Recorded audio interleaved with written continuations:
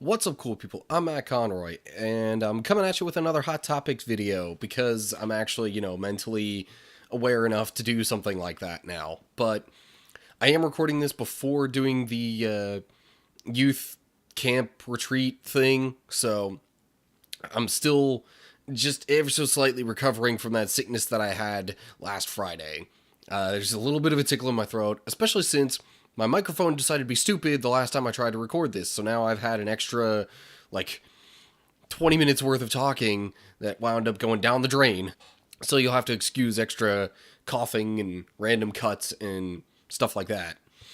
This time around, I figured I would talk about a little bit, some things regarding the show 13 Reasons Why. It's been a pretty big hotbed for discussion, or at least it was a couple of months ago. And with the announcement of a second season of it, I figure all that discussion is bound to come back around in the near future. Now, personally, I don't know that much about the show. I have not watched the show. I know bits and pieces just from things I've read online and certain clips I've seen, kind of giving me some general themes on it, which is why I'm using that kind of as a springboard. I'm not really going to so much focus on the show itself, but I'm going to use it as a springboard to talk about some things that I really want to talk about in this video and the next one, actually. But before I get into that, just some things I wanted to say about the show 13 Reasons Why, mainly why I haven't watched it. I haven't watched it because basically it suffers from the Hollywood effect, as I like to call it.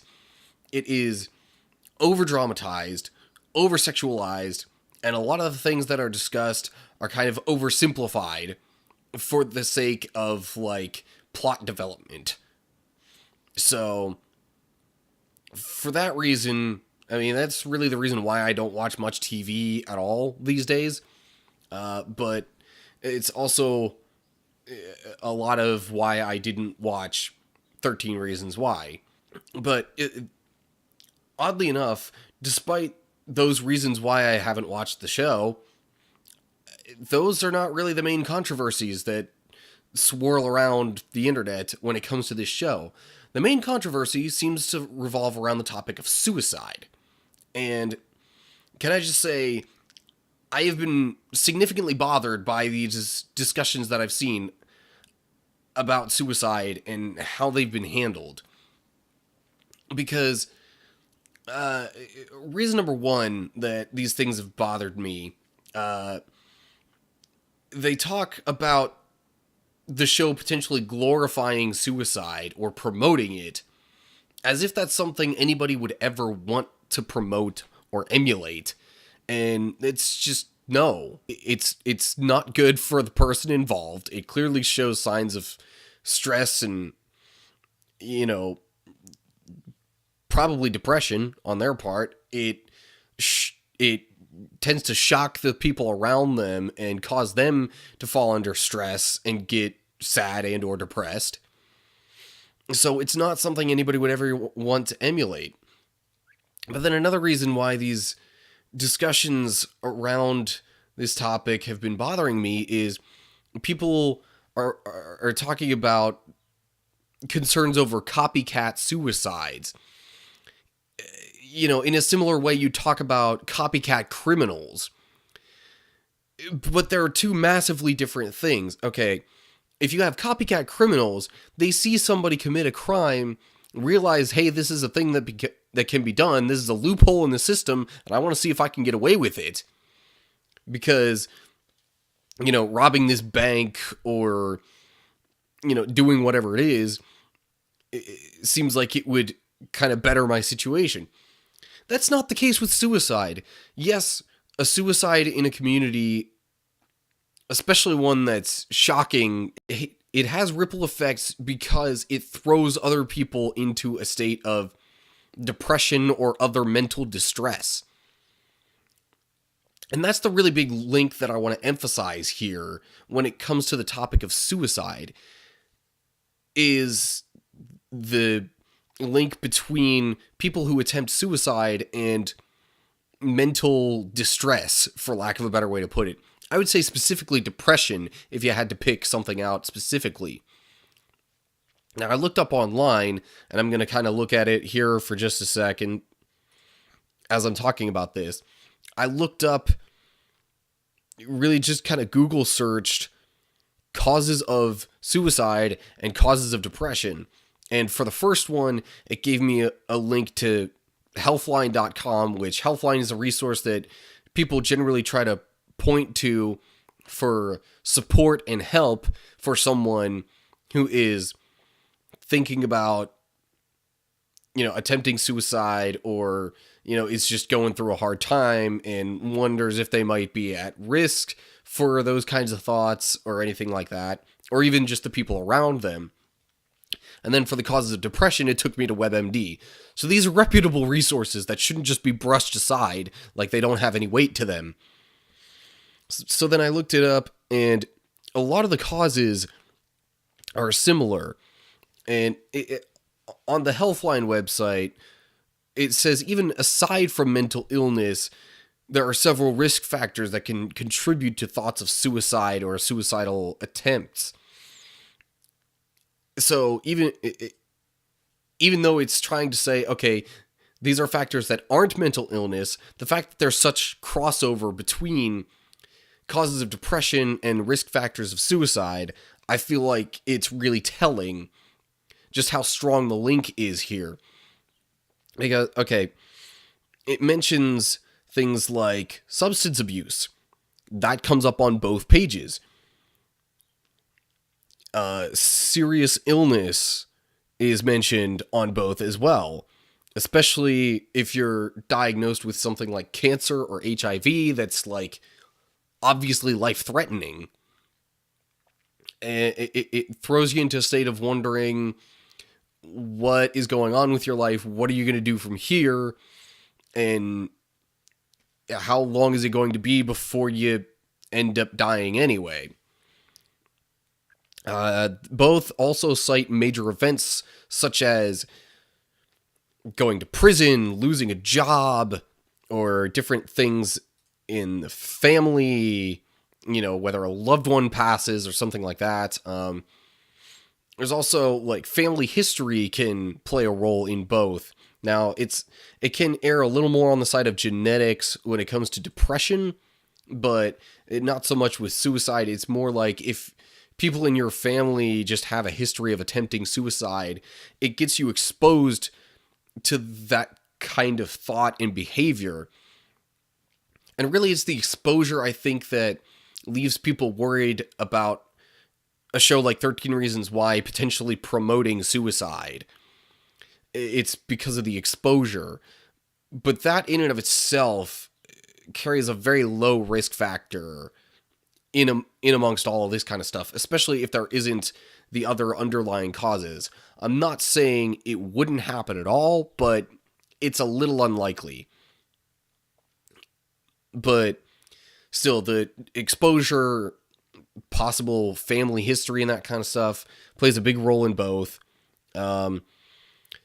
Medications kind of goes into the substance abuse stuff as well. If you're taking medications for depression or something like that, it can, if the dosage is wrong or you overdose or underdose or something like that, it can throw off your just mental state and your emotional well-being. And that can be the tipping point for some people of attempting suicide. And then really there's another one that I'm going to cover in a different video. That'll be the topic of bullying, because I think the show 13 Reasons Why has a lot of stuff to say about that as well. But for now, I really just kind of want to focus on the mental illness aspect of it and just how strong that link is.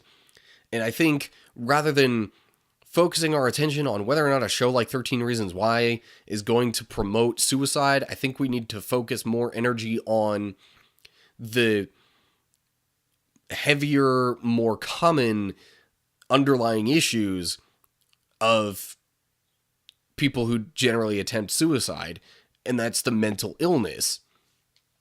It's just, I don't see how people can try to point the finger at something like a TV show or a video game or songs or anything like that as to the one reason why this person decided to do this thing. A lot of people want to blame these various media sources and things like that for like shootings or suicides or just other really tragic acts, when you dig deeper into the people involved in these and the people committing these acts, and the vast majority of the time there's some sort of underlying mental illness going on, typically depression or bipolar disorder or something like that.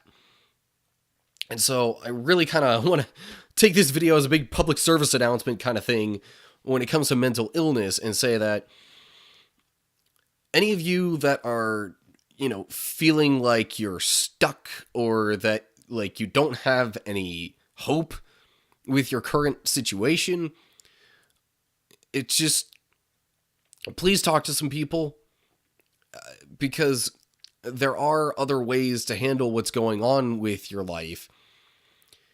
Even if you have to, in some other way, try and remove yourself from the situation that's causing you distress, or find other ways to help with it.